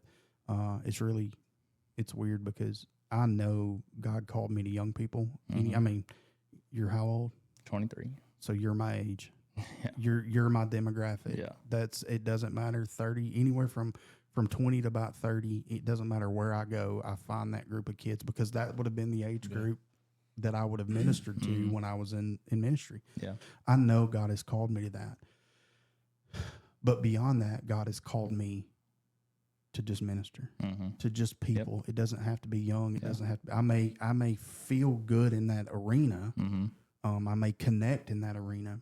But our Sunday school class, I mean, there's one or two other couples that may be younger than me and Candace, and we're 44 and 46. Yeah. So most of the people in our classroom is, you know, 50 plus, you know. And man, you talk about weird. Yeah. It's hard to sit there. You know, I'm ministering to people that's some of them's been in church longer than I have for sure, you know. And it's like they're clueless. Yeah. Not you guys, if you're listening, I'm not saying you guys are clueless, but like, it's just amazing to me how you've walked with God for so long, but yet you just have a basic knowledge. Yeah. You know, and it's like, but then I look at my own self and it's like, I've had a base, you know, I mean, obviously I smoked you in Bible trivia, so I have a very broad scape of the Bible, right? But up until October of last year, my eyes just really haven't been open to what discipleship means and what loving Christ means, what loving my neighbor means. I thought I did those things. Yeah. But I've missed. Yeah, see, I was the same way, man, up until early March this year. Well, earlier now. Beginning of the year, really. You know, and I like to say you only get as much out of it as you're willing to put in. And, you know, unless you're, you know, taking time, spending daily time, you know, in your word and trying to really know who Jesus is, you know, you only know as much as you're willing to put in. And that's just kind of my perspective on that. So Go ahead. Nope. So I was going to ask. So your response on what do you feel like a response from the younger generation in discipleship and mentorship? Like, how do they take it? Because, like, say for us, for instance, in our age, I don't know how I could take discipleship or mentorship from an older guy. You know what I mean? Or even from a younger guy. Does your generation? Do you see that them taking that? So yeah, Receiving that better? I think more times than not they receive it really well, because a lot of times people are just looking for a community, man. I mean, they'll come to church just looking for a community, not necessarily even looking for, God. That's what they end up finding, but they really just want the community. So just that aspect alone of, having this group of people, this tight knit group of people, really is encouraging to them. I feel like most of the time. And also just in terms of like discipleship and the response to that of like, approaching with an issue or with a problem, I think it's received very well. And that then goes to who, is leading the discipleship and who's doing that. But, if you have the right people in place to lead out those conversations, then usually that goes about it with love and with care, and like the intentionality of it kind of takes over to where they know you're being genuine about it and you're not judging them. Yeah. So I feel like it's received pretty well within the young adult community, at least. When we started the men's ministry at church, it was weird for me because I've got from younger guys to seniors. Mm-hmm. You know what I mean? Yeah. So it's a broad spectrum there, and it's like, how do they take discipleship and mentorship from a younger man? Mm-hmm. How are they really receiving that? I feel like the younger guys, Kyle, our sons and their friends, they take it good when we've done it in small group. I just, I don't know how an older person would take it from a younger person, or, if they really receive it more than, a youth or a young. Yeah, which like luckily our like discipleship, it would be like me mentoring someone that's also either a little younger than me or a little older than me. I mean, we're kind of around the same area. We're kind of walking through life together. That's kind of the idea of it. I could see it being difficult with like older people. Like if you had a younger guy mentoring to an older guy, I can understand that because they, you don't want to feel belittled. It's almost like they've passed that gap where they didn't have it. So what's the point? Not what's the point now, but you know what I mean? Well, I see it at work. I mean, you and I have a lot of conversation at work, and like it wasn't there for them when they went through that. So yeah. I see. I mean, Cade and I talk, and I mean, I talk to a lot of guys at work, but I will say, as much as I hate to give him any kind of accolades, he's pretty mature, especially being 23 years old, as far as his walk with Christ goes. He sucks everywhere else. Oh, but, man. Golf, he's horrible at. Hey, but I take the compliment, though. I know me, like, I don't mean to come across as a know-it-all or anything like that when it comes to walking with Jesus, because I really don't know a lot, but I do have a lot of life experience, and this is something I've wanted to ask you several times. I hadn't, because I know you and I have had some pretty deep conversations and talks, and some things we probably agree on, some things we probably don't, but I would never want you to hold back if you disagreed with something I said. Oh, yeah. It doesn't make me right. Mm-hmm. You know what I'm saying? And I don't think you would. I mean, you from what I've seen and what we've talked, you stand pretty firm in what you think and you believe. But I know somebody like me who does have the gift of gab and who does have a little bit of head knowledge and a little bit more head knowledge than heart knowledge at times, I guess, can become or can seem overbearing, like they know more. Yeah. And if I've ever done that, I'm sorry. I don't mean to be that way. No. But I think that a lot of times that younger generation feels like they can't learn from the old generation, and the old generation feels like they can't teach the young generation because there's such a broad gap. But if we look at the disciples, you had John, whom Jesus loved, who I don't know exactly how old he was, but he was pretty young, all the way up to grown men in that arena, and Jesus is 33. Paul was older than Jesus. I know he didn't walk with Jesus, right? But I mean, that example is not that any one of them knew more than the other.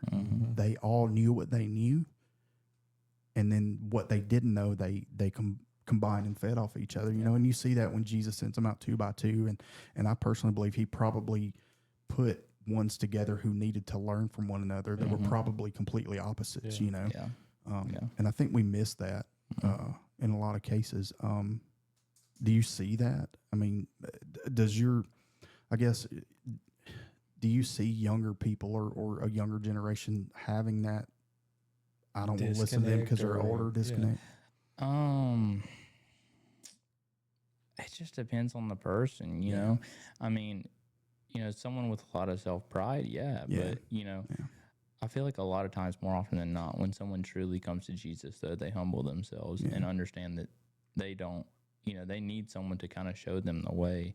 And, you know, it does take getting to that point for people to be accepting of what you're trying to show them. You know, it just depends on the background of people and what they come from. You know, some people might have their guard up way more than others. And, you know, it takes a while to kind of, you know, just show them the love of Christ. And, you know, that's all you can do in that situation is, you know, show them that you love them, you care about them, you're doing, you know, you're there for them. They need you. Yeah. And so, yeah, it just depends on the person. Yeah, I think that's what has made me hang in our Sunday school class. You know, as first an attender and then somebody who was filling in to now someone who is leading the class. The one thing that I find, Brother Larry, he's 73 years old. I'm 46, and he hangs on every word I say. Yeah. You know what I mean? But yet when he speaks, I hang on what he's saying. Yeah. Because he definitely has way more life experience than me and probably more biblical knowledge than me. But yet he's willing to submit and listen to somebody younger than him. And I think that's where, you know, we joke about Gen X and Gen Z, who's better, whatever. But bottom line is we both can learn from one another. There's things that we don't need to take over because we think we know everything or we've done it and we did it and we accomplished it. And you're just repeating what we done. No, there's a reason why you had the great BMXers from the 80s, but Nitro Circus has come along and ramped it up. You know what I'm saying? There was something there, and they took it to the next level. And what people like us need to look at is we may have paved the way, but you guys have made it so much better. But you couldn't have done it had we not paved the way. You know what I mean? It goes hand in hand and works together, absolutely. You know? And I think that's the true biblical picture there. You know, everything works together for the good. You know? For sure. How do you feel social media has impacted your generation? Oh, for the worst. For the worst. For the worst, man. So on one hand, right, it can be used for good. Sure. It is a huge, broad area to spread the gospel. So you can reach so many people doing it. But when we talk about what it's caused in terms of depression, anxiety, self-image issues, you know, it's, you know, also it takes out the intent. That's why people have lost intentionality, in my opinion, because we're so on our phones all the time. You know, people lack the ability to have conversation, and that's where, you know, you lose intentionality. So I think it's hurt. It's been more harmful than good, but, you know, it's not going away. So then the discussion is like, well, what can you do to make social media, you know, not as harmful? Yeah. Well, one thing for me that I hate about it is, well, the thing I love about it is a way as a Christian or as a minister, it is a way to share the gospel that's incredible. Yeah. I mean, we've got people that listen in Bangladesh, you know what I'm saying? Canada, Australia. I mean, people we would have never been able to reach otherwise. Absolutely. The thing I hate so much about it are these people who, if you met them in person, they wouldn't be this way. Yeah. But when they get behind that camera, they know everything. And their way's the right way. They're willing to die on that hill, and they're wrong. Yeah. Going back to the whole rapture thing or you know, once saved, always saved, or water baptism, you should be baptized. It doesn't matter if you should be baptized. They're willing to stand on that hill, and people like Charlie Kirk, God rest his soul, while he did an amazing thing, and I think that his passing has sparked something in a generation that's amazing. Yeah. But I think that a lot of that generation has missed the intent of what he was trying to do. He's trying to open up dialogue, and he's trying to open up communication and let's get to know one another better, and it is okay to disagree. The reason people hate Charlie Kirk is because, he was a know-it-all. No, he knew. Yeah. He stood firm in what he believed, but he was also willing to hear you. But whenever you started spitting nonsense, he could put facts back to it. Yeah. The problem I see with these, what I call TikTok prophets and social media ministers, is their way is the only way. Yeah. That's what bothers me. They're not using the tool the way it should. You're not spreading the gospel. You're spreading your opinion, and you're not saving souls. You're pushing more people away. Yeah. That's what I hate about it. Yeah. That's, especially, with TikTok and Instagram or whatever it may be, you see all these TikTok ministers, as you would say, or it's just, you get this, and like, especially pastors, you get this 10-second clip of something they've said that might sound good, but in reality, what you start kind of listening to and seeing over and over again is not good, good biblical things that are being taught. So it can be harmful in that way. But then again, there's really good ones. There's really good people on TikTok that really spread a good message and are really, by the book and by the word. But yeah. Well, I think it comes back to intentionality, right? Yeah. Like, what are you doing it for? Are you doing it for the gram? Or are you doing it? That's what it would seem like a lot of times, is for the self-glorification of it. They just, I don't, anyone that's not willing or open to another person's opinion, that's fine if you have your own opinion, but back it up with facts. And that's what I admired about Charlie Kirk, was that he would open up a dialogue, but he would hear the other person, and if they disagreed, he'd be like, okay, well, this is why I disagree. Here's the facts. Yeah. And that's what I really admired about it. If you're going to discuss something, be willing to back it up with truth. Well, the thing I find, and again, you get into denomination, right? At the end of the day, the only thing that matters is Jesus Christ, him crucified, rose from the dead on the third day for forgiveness of sins. All of the other stuff that you want to believe beyond that, do I think you should be baptized? 100%. Yeah. But I don't think that it's a prerequisite to heaven. Yeah. If you do, then do it. You know what I'm saying? But be careful what you're doing, because the thing I've seen in 20 plus years of doing ministry is a lot of ministers who have turned a lot of people away because you make it unattainable. Yeah. We have a friend whose daughter, she's been saved. She's 18. She's been saved since she was a little kid. Dated this guy who went to the Church of Christ, and of course they believe you have to be baptized immediately. And he's got her convinced. They're in a relationship for a year, and he's got her convinced that she's not going to heaven because she hasn't been baptized, right? Yeah. And her argument is, well, I'll get baptized when I'm ready. No, you got to do it right now. And they're constantly back and forth. And I was like, hey, dude, I'll talk to you about it. We'll have a conversation. He never would with me. Then she gets baptized. He wasn't there, and he said, well, you didn't mean it. Yeah, it's like, how do you tell me that? Yeah. How do you tell me that? Yeah. I mean. And that's the thing I see on social media. You know what I mean? These people that want to get in there and argue Calvinism. I'm Calvinistic, and this is why. Well, you know what? Calvinism has a lot of things about it that sounds right. Yeah. But there's a lot of things that doesn't sound right. You know what I mean? But at the end of the day. Yeah. Then again, it's like most of it's secondary. Right. The bottom line is the gospel story. That's the foundation of it. And if you miss that, then you've missed it all. So anything else after that is secondary. Right. And that's the thing that bothers me, is that nobody's willing to put that out there. Yeah. The virgin birth, dying on the cross, crucified. You know what I mean? Like the things that matter, they don't talk about. Yeah. But they want to argue the semantics. They want to get off in the weeds and argue the things that don't matter. But then, you got other things like, I enjoy talking about the Nephilim and the giants and all that. Does all that really matter? No. It does, because it's in the Bible, right? It makes for good conversation. It makes for good study. Yeah. But at the end of the day, is it going to get me to heaven? Yeah. And I mean, there is different ways to apply biblical teaching in your life, no matter, what it might be. But, so many people are willing to listen to what someone else says, but not willing to do the research themselves. That's right. You can't. If you're going to church or you're online scrolling social media and you're listening to what someone else says, but you're not willing to go read and find out for yourself, then you're kind of shooting yourself in the foot. That's right. Because you don't know what truth is. You're getting your truth from someone else with their own perspective, own beliefs, whatever it may be. You need to find out for yourself what it is. That's right. That's what I tell people all the time. It's like you can listen to whoever you want to listen to. That's fine.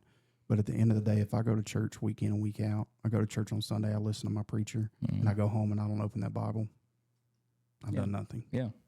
Absolutely. I've done nothing. He may have done his job, but I've done nothing. But what if he's not doing his job? Yeah. What if he's some David E. Taylor wacko that's leading you down the wrong path in the name of Jesus, and you're too dumb to, then you wind up in a cult. Yeah. Yeah. And I mean, people will argue, that they have a hard time reading the Bible or understanding the Bible, and that's why, they don't read it themselves or whatever. And that's when I would say, include commentaries in your reading, multiple ones. I mean, don't just read from the same person all the time, but read multiple commentaries so that you can understand that you're getting the same idea out of the passages that you're reading. I mean, there's definitely a way to study the Bible that is effective and that you can kind of understand more and grasp more. And then, you could talk about all the different translations of the Bible, but then again, I think that's secondary. The best Bible is the one you'll read. That's right. That's right. I'm an NIV guy just because it's plain and simple, and I'm plain and simple. But my wife is like, nope, there's things left out. I'm like, does it really matter? Yeah. It's not that it's left out. They condensed it. It may not be verse 33, but it's in verse 32. And we can argue that stuff all day long, and that's fine if you want to. Yeah. Secondary. It doesn't matter. So, I think we've got to get past the challenge. Definitely is living truth, not living my truth. Yeah. You know absolutely. what I mean? Your truth doesn't matter. It's the truth of the gospel, and then everything will shine from there. So, well, man, we're coming up on 2 hours. It's a long time. Are we really? Yeah, it goes fast. Yeah, it does. It goes quick, man. You get to talking. Final question, I guess. Okay. What do you think Bigfoot is? What? It just puts us in an algorithm that people click on. Not real. Not real. Not real. Get out of my studio, bro. There's no way. There's not a Bigfoot. Real. No. Get out of my Bigfoot's studio, real. man. No. I'll show him to you. I got him pinned up in the basement when we get done. Yeah. It'd be crazy if there was. Yeah. Well, He's done a good job at eluding everyone all these years. He's definitely a hide and go seek champion. Yeah. But has he? Yeah, that's the question. You see him on Jack Link's commercials. Yeah, there you go. He's actually a star. We just don't know. That's right. That's right. We just don't realize it. Well, before we get out of here, man, any social medias you want to shout out? No, man. I mean, honestly. You don't want nobody to find you? I mean, I don't. Well, so speaking of social media, I just deleted Instagram just because it's no good. Yeah. I have a Facebook, and then that's it. I mean, bro, Catch him on Among the Ashes. look, Instagram is awful. Yeah. I can. It's it's not bad. The thing that's bad about it is the suggestion that it gives you and like your suggested feeds. That is what made me delete it, because a lot of things that were coming up were things I did not want to see and things that were not that just weren't good, and I didn't want anything to do with it in my life. So the Lord kind of convicted me, and I was like, man, I don't need that. So I deleted it, at least for the time being. I'm off of it. Well, I probably wouldn't have any social media if it wasn't for the podcast. Yeah. I keep my Facebook. I seldomly look at my own Instagram, and I don't have a TikTok of like personal. Everything's the show. Yeah. But on Instagram, I can open up the show's Instagram right now. I don't know about for my personal Instagram because I haven't looked at it in forever. I can open up the show's Instagram right now and hit the search bar, and it's nothing but junk. Yeah.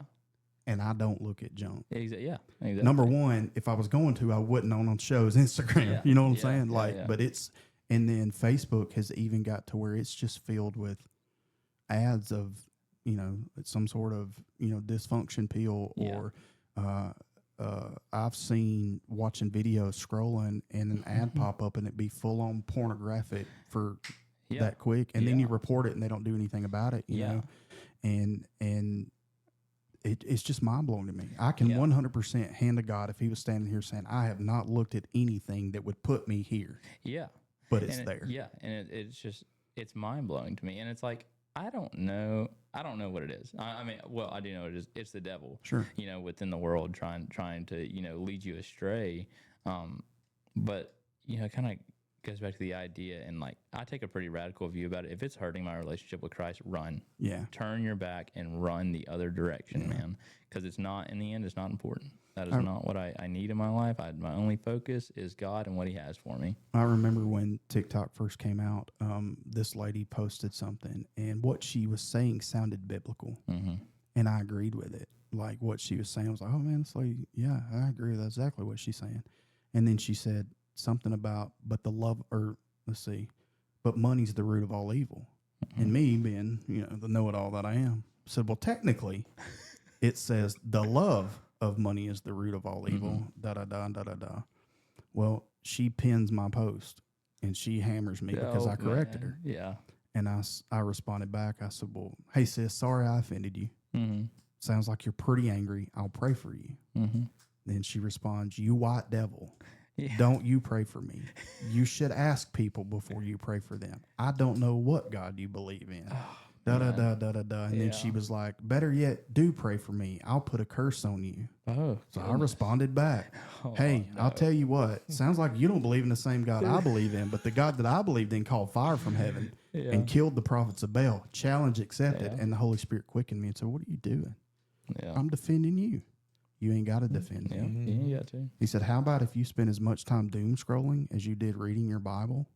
Things might change in your life. And guess what? It did. Yeah. It did. I stopped sitting on the toilet scrolling and started sitting on the toilet reading. You know? It's funny. I'm studying to teach a sermon on Psalm 63 coming up. And in that psalm, David talks about, meditating on the word in the watches of the night. And it makes me think of how much time we spend, whatever time it might be, just doom scrolling. That's the first thing that came to my mind, is like, how much time am I wasting doing that? And when I could be reading my word, or when I could be, giving my time to the Lord. And then that's another reason why I deleted social media, because it's like I'm spending too much time on it that I could reserve for the Lord. Right. So, yeah. And again, folks, we're not saying that it's wrong to get on social media in any kind of way, right? No. But there's a balance. There's a balance, and if you're giving more time to one thing than you're giving to God, you're definitely out of balance, which most of us probably are anyway every single day. But it's good to check ourselves. Oh, for sure, yeah. Always check your heart. Yeah, I think that's a big thing. Especially even if you think you're a well-off Christian, it's been in the faith for a long time. Check your heart. Yeah, check your heart. I mean, I promise there's something there that you can clear up and clean out. Well, the thing I found, the moment you think you're good, you're probably not. Yeah, exactly. A lot of times I feel like we get caught up in self-pride a lot of times and think that we're better at, and I have to do that sometimes, or if I think that I'm better than someone because I'm walking, close with God, or feel like I'm walking close with God, it's like I have to, I got to check my heart. Yeah. And I have to realize I'm not any better than anyone else. For sure. I was, at one time, I was the worst of the worst, and because of the Lord's grace, I am where I am now. Right. Amen. For sure. What about y'all's small group at UAB? Where can people find you there? Oh man, so that is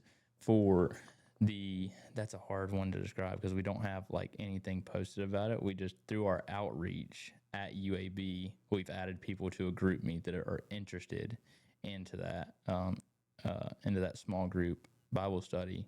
So through that, we kind of communicate with people. It's for the UAB students there. But I can plug the young adults at GFBC Instagram. It's gfbc.ya. And that is our Gardendale First Baptist Young Adults Ministry. Yeah, so you can find them there, and if you can't find them on Instagram, just call Gardendale First Baptist Church. Google it, you'll find it. Yeah, get on their website. You can find a way to it. But any final words of wisdom? Man, love each other and go after the Lord with all you've got, man. Find a holy boldness to preach the word and make disciples.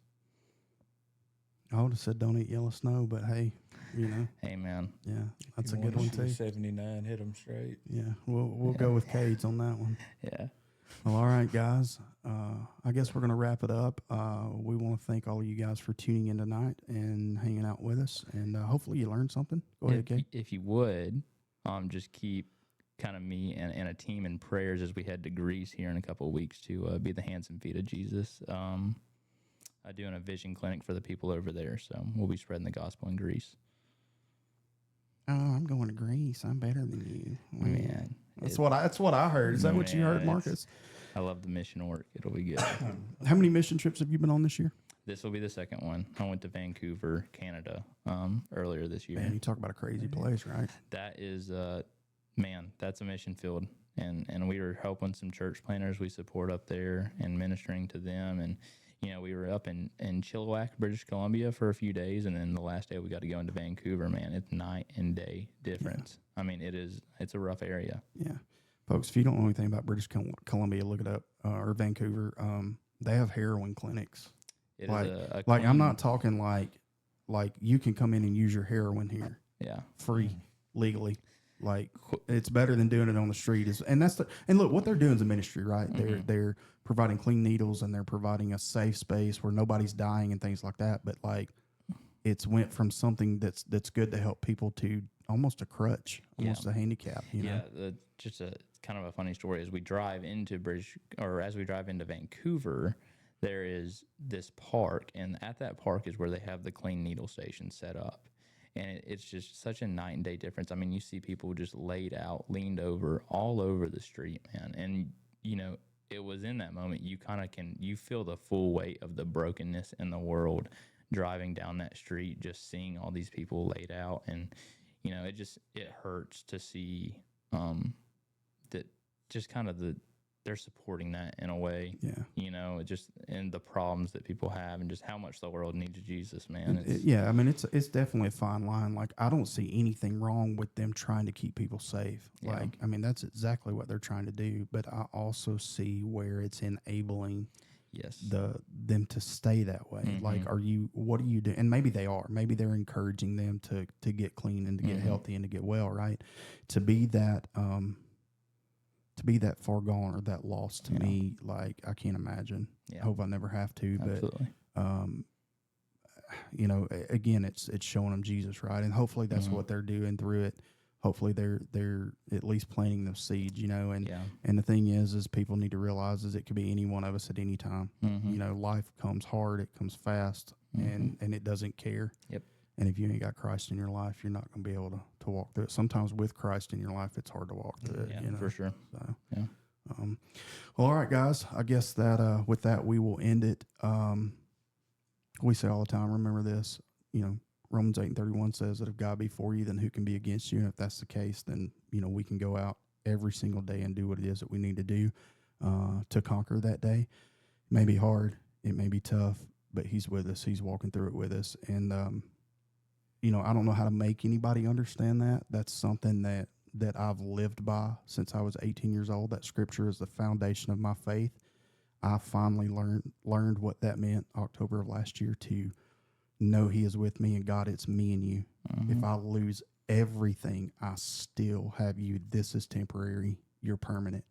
And when you find that, like the peace that comes with it, like you hear about the peace of God, when you truly understand that, you know the peace of God at that point, and it absolutely changes your life. So get that scripture in your heart and say it until you believe it, you know, or until you know it. Romans 8:31, God's for us, who can be against us? And remember this, Jesus loves you, and so do we. And so you at least got us in your corner, and Jesus. So you guys can go out, rock today, and crush it. You guys keep your heads up, and we'll see you next time.